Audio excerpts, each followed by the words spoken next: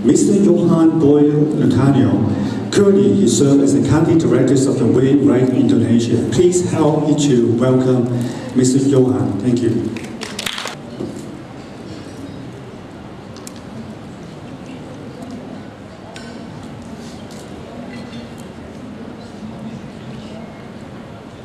Good afternoon. I hope you guys still awake. So how was the lunch? Good? Anyone been to Indonesia? Bali? Yeah? It's good.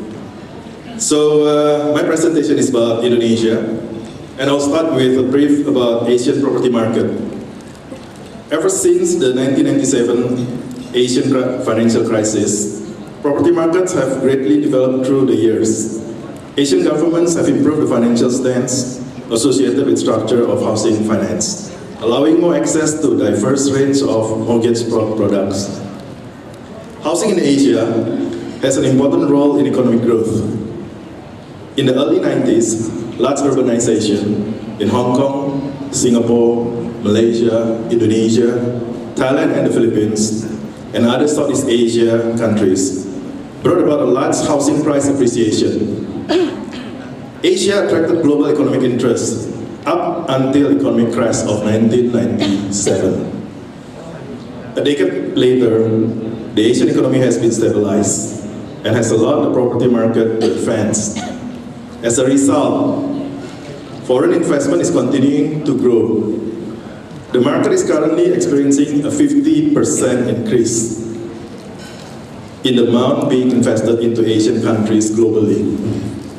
Although some countries in Asia may not be stable enough for international investment, the majority of the markets are expected to boom.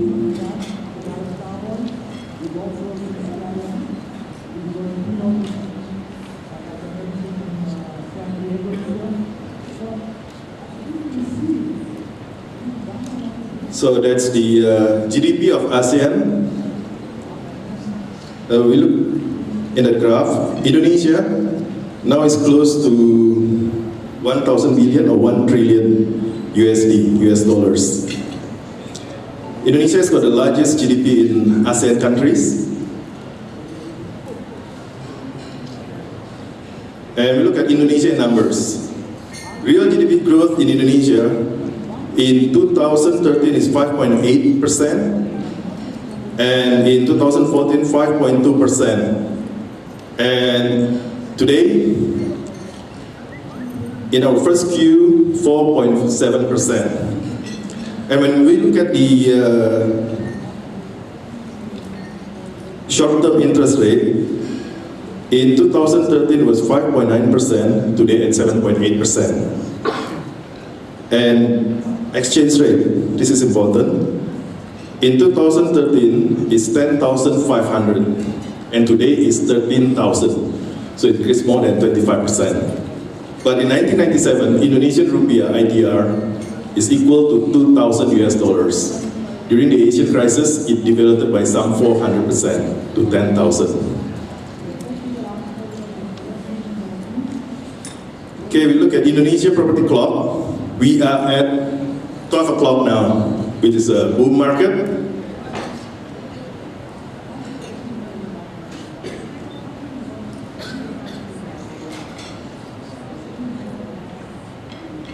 Okay, the 4 seasons of Indonesia property market. In 2006 to 2007, we experienced weak market. In 2007 to 2008, buyer's market, where the demand is lower than supply and the price is low. 2009 to 2010, soft market. And in this decade we experienced seller's market, which we have quite a lot of increase in demand. with a lower supply, so demand more than supply, driving the price up. When written in Chinese, the word crisis is composed of two characters.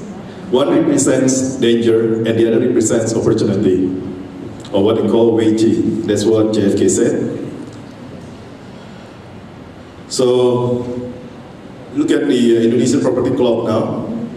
From 6 p.m. to 12, that is the opportunity time. And 1 to 6 p.m. is the danger time.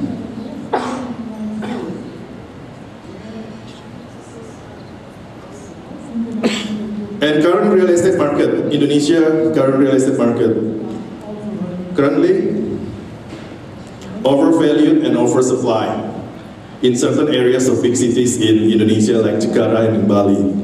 Triggers slowdown in price increase and sales volume.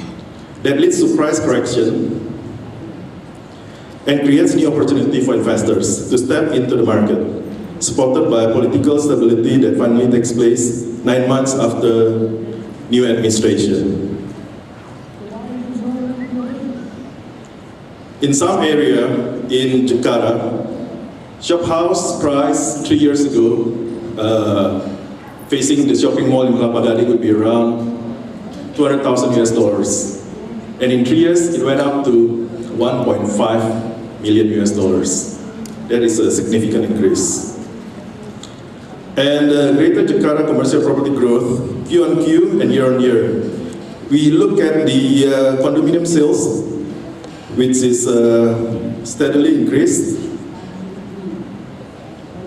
And also, we look at Indonesia residential property growth, which we see from year 2011 to 2015 has experienced a significant growth.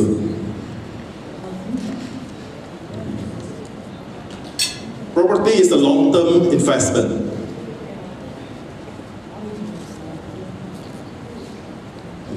Comparison of type of investment, where you can put your money. In bonds, time deposit, stock or property.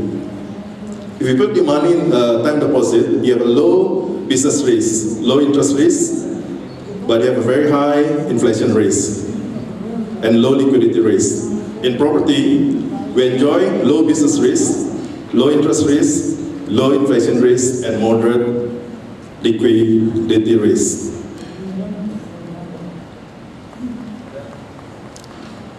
When we look at the gold price in 10 years, this is in IDR.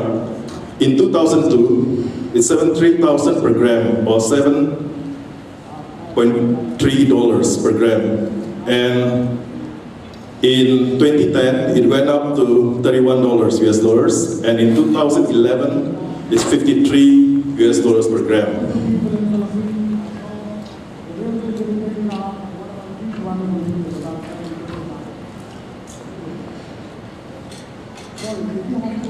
We look at Indonesia property investment return. When you look at the property investment, looking at yield and capital gain. In Indonesia, we have a high rental yield for condominium, 7 to 12%. And followed by office space, 7 to 10%. And kiosk is 5 to 8%. We have kiosks here in the Philippines, Manila. Yeah. In Indonesia or in Taiwan, kiosk is very popular. It's like a shopping mall. We call it trade center, but the developers sell the space. It's a smaller space than a normal shopping mall, which is about 9 square meters. But it's very high per square meters. It's quite popular in Thailand, in Bangkok. So the return on kiosk is quite high. And capital gain. When we look at capital gain, shop house enjoy the highest capital gain, 15 to 20% together with house. And condominium 10 to 15%.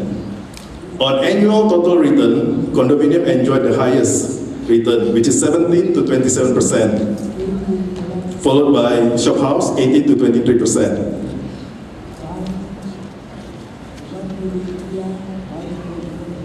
Key factors that will create another Indonesia property boom in the near future. political and economic stability. As you know, we just appointed a new president late last year, Jokowi. And central bank policy relaxation on cooling measure. With the property price has gone up really high in the past couple of years, the central bank introduced the cooling measure like in Singapore. So they reduced the LTV from 80% to 70% for a first home, 60% for a second home, and 50% for a third home. And also they increased the interest rate, which is 5.75% to 7.5%. And factor number 3, land scarcity in major cities in Indonesia.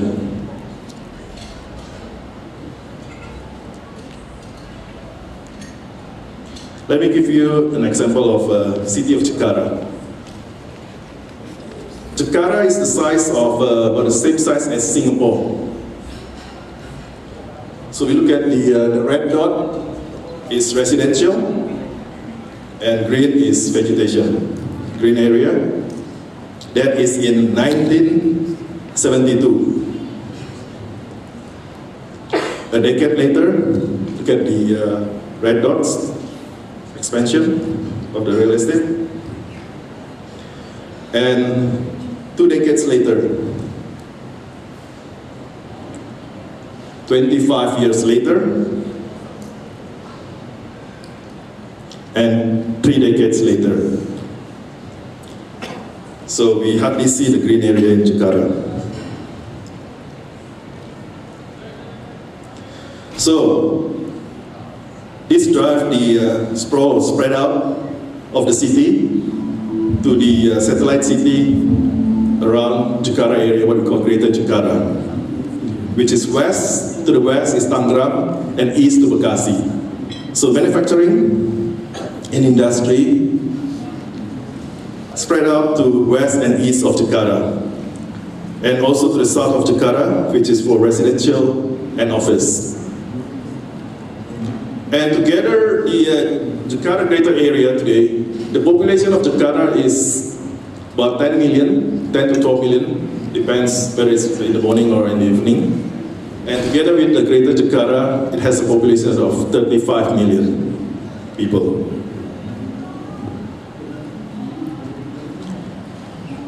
According to this report, in 10 years, the property price in Indonesia has gone up 1,500% in just 1 decade.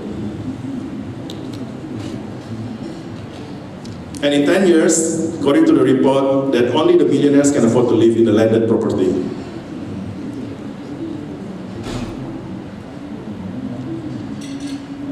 So another key factors that will create another Indonesia property boom in the near future would be the massive government spending in infrastructure sector. Record high US dollars 22 billion in the last 5 years, pushed by this current administration. The president, which is a former governor of Jakarta, is asking the governor of Jakarta today to start the construction of the LRT, the light rail transit, with its 7 corridors in Jakarta. This is the plan from the airport.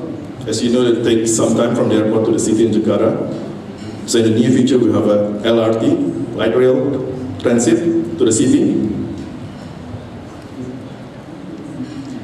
And another factor would be the interest from foreign investors continued to increase, marked by changes in Indonesia's credit rating by Standard & Poor's on May 21st, 2015, from BB Plus with a stable outlook to BB Plus with a positive outlook.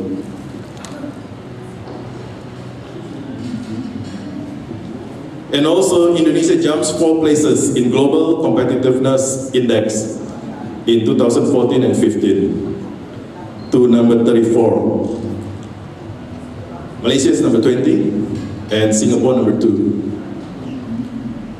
So the Global Competitiveness Index measures the institutions, policies, as well as factors that set the sustainable current and medium-term levels of economic prosperity among 144 countries around the world.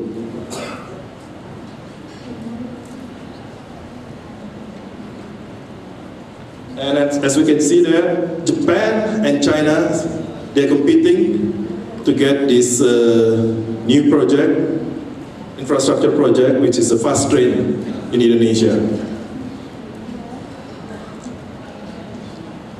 And other factors, the last factors, huge middle class and affluent consumers with high purchasing power. Indonesia middle class and affluent consumer, how many millions of them? It's a huge number, 74 million. By 2020, it will increase to 141 million people. It's a huge market.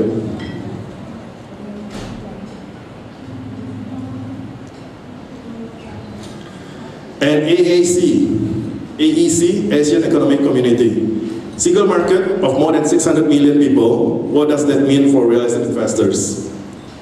Challenges, opportunities. And then being cut off. Conclusion on current Indonesia property market. We are at the take-off position. Thank you.